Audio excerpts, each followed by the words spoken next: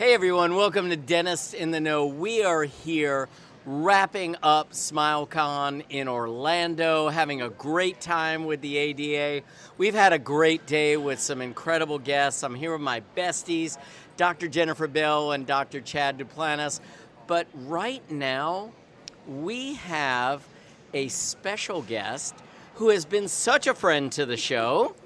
I think we are referring to her now as a dank. A dank. A That's dank, not D, a capital A, capital N, capital K. not a donk. She is a dank. I'm not the dog. She is Or a dank.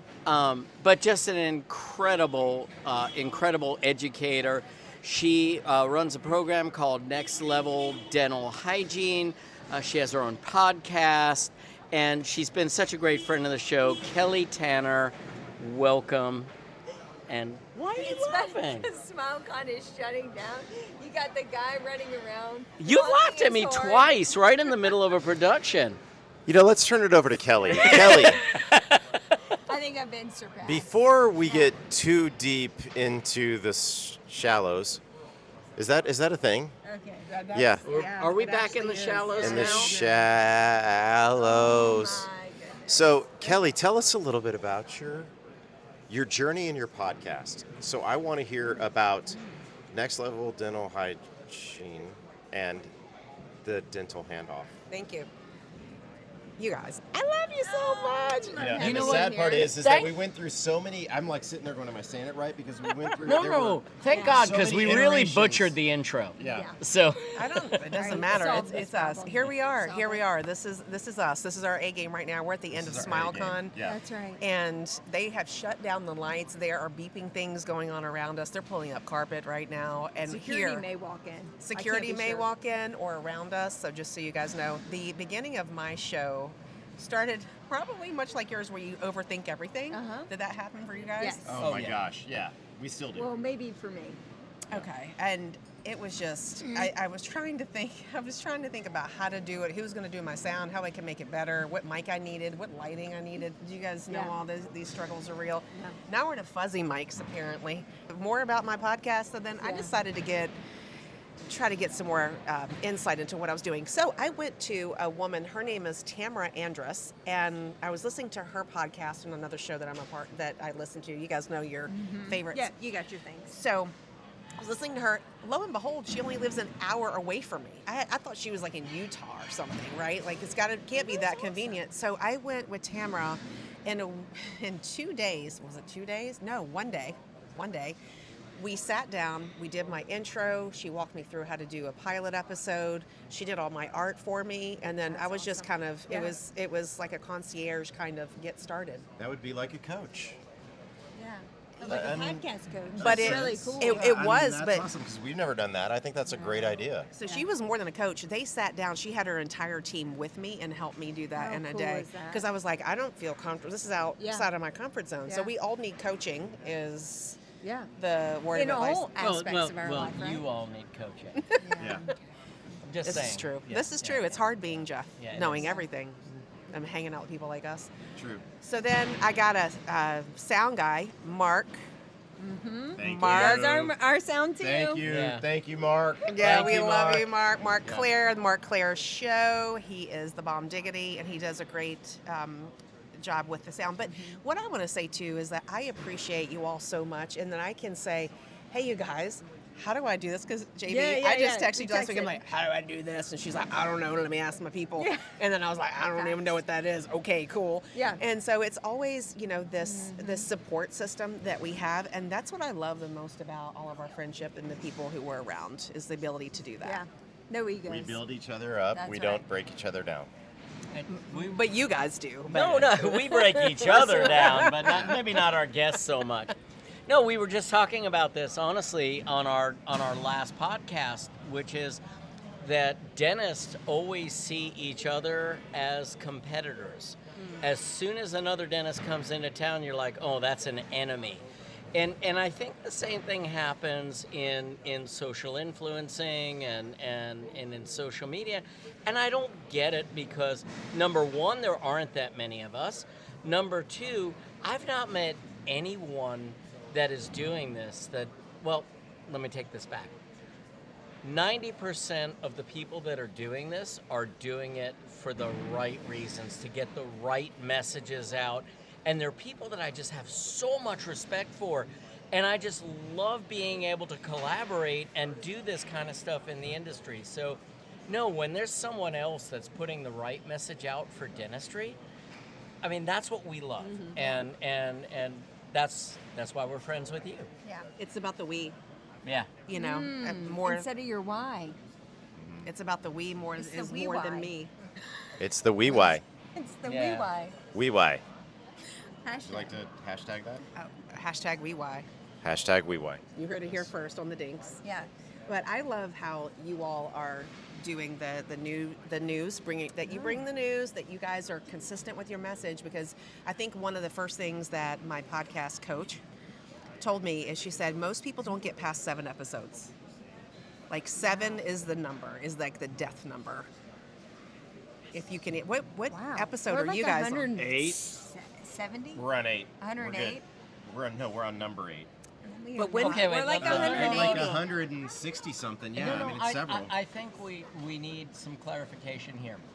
When I was in charge of making sure the podcast got out These there, are facts. we did get up to number 4. Yes. Right. We got up to number 4. We were doing pretty well. And then JB's like, you know what, Jeff? I got this. We could probably convert a little faster. We could probably convert, because I was trying to like convert the audio and do all this stuff, and I'm A not. valiant effort, though. Oh, it was a valiant Yeah. effort, but I got to podcast number 4 over a really long time. Next thing I know, JB takes it over. She hires the right people, Mark. and we're at like 10,000 downloads. Yeah. And I'm like, okay, maybe that needed to happen sooner. No, it happened at the time it was supposed to happen. That's right? right. Yeah. Yeah. Timing is everything. Yeah. Yeah. And the we why. And the we why. These are takeaways. Yes, these are major takeaways from SmileCon. So we're Yeah. better together. It's we more than me. We How's more the than me. conference been for you? It's been great. Yeah. I mean, you guys know that this is all about learning. It's about connecting. That Yeah. connection is absolutely everything. And you could spend an absolute hour with everybody who you meet for the first time learning about. Just Yeah. want to take a USB and go, can I just know everything I that you know? Download your brain. Thank you. So I love that. I love some of the new products, some of the new technology that I saw, and met some people who are doing amazing things with app development. Got some of those folks on my podcast. We were all podcasting at the same That was so time fun. in these booths. And How they, fun was that? Like just when we got here, yeah, and just us getting to hang out and see each other and the energy, and that's what I love. I mean, that I don't get the whole competitive thing in this area, because it really was a great energy here. yeah. I mean, it's the we why.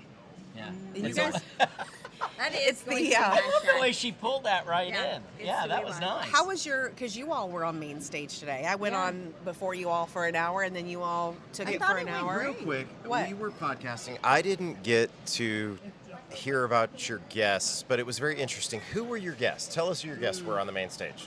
Emil and Daryl, I'm going to say their last name really bad, Leneskic, or they're, okay, they are cellists. One is a resident in a Pros resident, and the other is a D4 student. And That's awesome. they were on America's Got Talent. But they were so personable. I went up there Oh and my watched God. for a And little I bit. was like, okay, They were so I personable. see the instruments in the case. Yeah, I yeah. don't know what they do, but this is cool, and I loved it. That No, was our A it- game, you know? Yeah. It That's was a awesome. game. That's They so were cool. so personable, and I thought you just did a tremendous job. And Well- I believe Yeah. they were sharing their wee why. They were sharing their Yeah. wee why. That belongs to me, by the way, just so you know, you guys Damn can it. use it.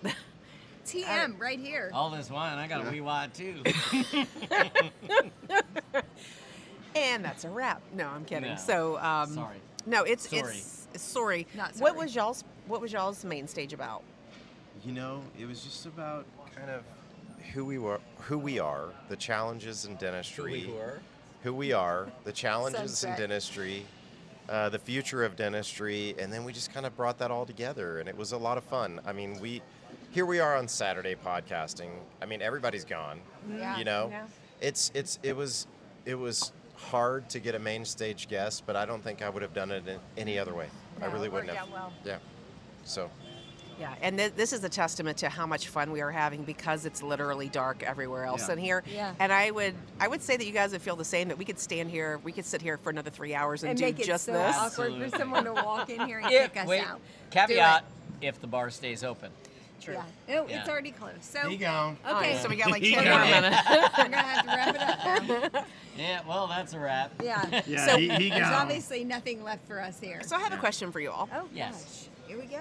Here we go, giddy up. The interviewee becomes the interviewer. That's the we why that That's she. how we know she's a that's dank. you know That's what? the she why. That, well, no, that's I'm ready. this is why she is a dank. Yeah, Yeah. that's right. Okay, go. Yeah, well, I've got that sorted. Yeah. Okay, Oh. so this is exhausting being here. I don't Yeah, know. I'm fair. kidding. No, I'm Welcome to kidding. my world. No. Yeah, you know, there's a lot of stuff coming from a lot of different directions. I What get do it. you see as the new upcoming need in education? Oh. Like subject matter? Yeah, or subject matter. Medium. Subject matter for All right, what no, you no, see JB, coming down you the start pipe. This. You go next because I have a soapbox about this. Yeah. We definitely will be So escorted can we out with roll a hook. for another 45 minutes? No, That's all I'm we asking. can't. Okay. All I right. think we got about Can I have 4? We have 5. 5 Okay. because We the have 5. trees are leaving. Yeah, we have 5. The All the trees are shrubbery is leaving. leaving. The The shrubbery is bushes going. are They're gone. Leafing? Yeah. They're leafing. Oh, Yeah. nicely done. Okay. Yeah. Um, Again, why she's a dank. I would say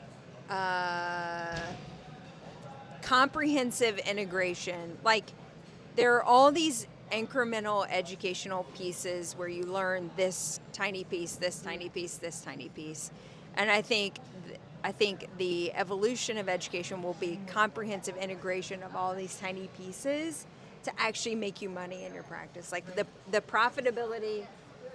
I love you Thank for you. saying that. The profitability, the ROI, and capitalizing your investments, because the incoming generation of dentists are going to be very conscientious about what they spend on money because they're already in debt up to their eyeballs. So then every piece that they bring in has to feed this central ecosystem of taking care of patients, the profitability centers of the practice. So I think educators are going to have to get much more diverse and like all-encompassing in their message.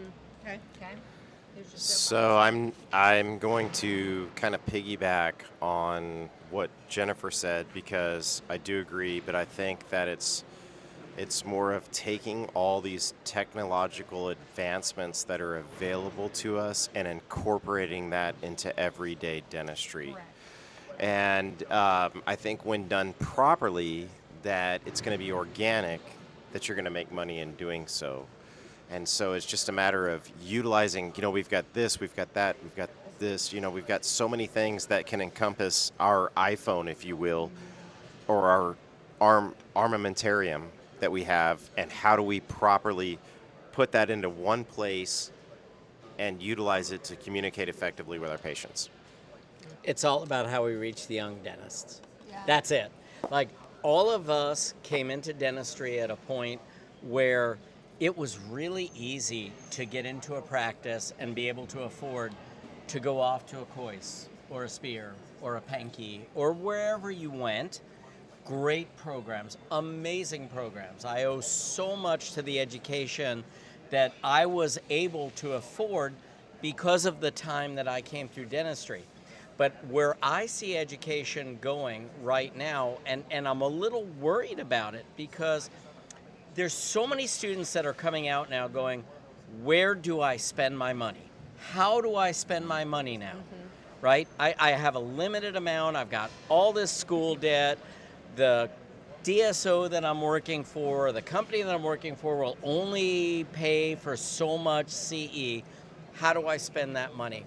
Where I see the future of education is doing exactly what you said. And hopefully we can be a small part of that. But I really think it's about bringing comprehensive care and teaching dentists that there's so much more than just doing fillings and crowns. And, here's the composite you need to use. We need to get so far past that. And that's the impact that I hope that we can have.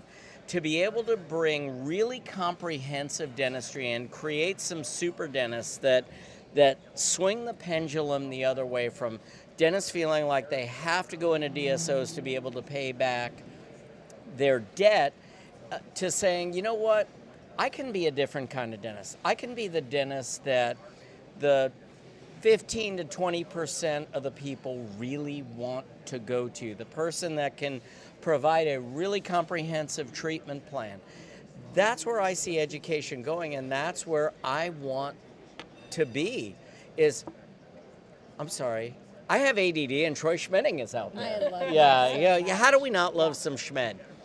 Anyway, so where I see the path of comprehensive education is being able to say, okay, we have some educational partners. We have companies that are willing to help subsidize that for you. And that's what we've done with Dentists in the Know, is find educational partners, not just companies that want to give us money to throw advertisements out about them, but companies that are willing to say, we want to partner with you in bringing good information to the public. And being willing to say, and being open enough to say, okay, these companies are subsidizing this education, making it affordable for the young dentist to be able to get a comprehensive education and go through continuum learning and really be able to be in that small percentage of dentists that are able to provide a level of service that no one in the DSOs or no one working for the corporates can do. What does this curriculum look like to you? Does it look like business? Does it look like resto? Does it? I mean, tell me about. all of that. Yeah, no. Tell All me, of that. like if you, because you know how we're in school where you had 101, 102, 103, 200. Would it be like curriculum level, sort of like that in your mind? That So you're thinking? I think Sorry to no, it's great. I think it's going through the basics of dentistry and listen, John Coyce. I cannot say enough about my education at the Coyce Center. He taught me more about this profession and how to regard risk factors and how to treatment plan, and I can't say enough about him and the impact that he had on me. But the fact is that most dentists cannot afford to do that kind of education anymore. And we need to be able to provide a way of getting these dentists that kind of information at a way that they can say, okay, I could take a day or two off. And maybe it's more of a blended learning kind of situation, but there still needs to be that in person. We can never get away from in person. But in answer to your question, I think it's going through the basics. Here's the basics of dentistry. As John Coyce teaches, here's risk management. Here's how we take care of people. Here's how we keep people out of the dental chair. And let's just build on that. And then I think once you have the basics, then it's on to learning the real business strategies. Right. I think business is last. Yeah. I think business is last. And I don't mean that in the wrong way, but we've got to understand what we're supposed to do clinically before we get into the business of it. 100%. But I don't think we can fully excel until we've taken the full curriculum. All right, I'm going to provide a counterpoint to that because I think clinical Jane, education. you ignorant slut. Yes, exactly. What movie was that from? No, that was Saturday. That was Saturday old. Night Live. Yeah, Again, yeah. dating myself. That was point Yeah. counterpoint Yeah. on Saturday Yeah, Night yeah, Live. yeah. I'm not really calling her a slut. No, he's not. no. Oh, dear God.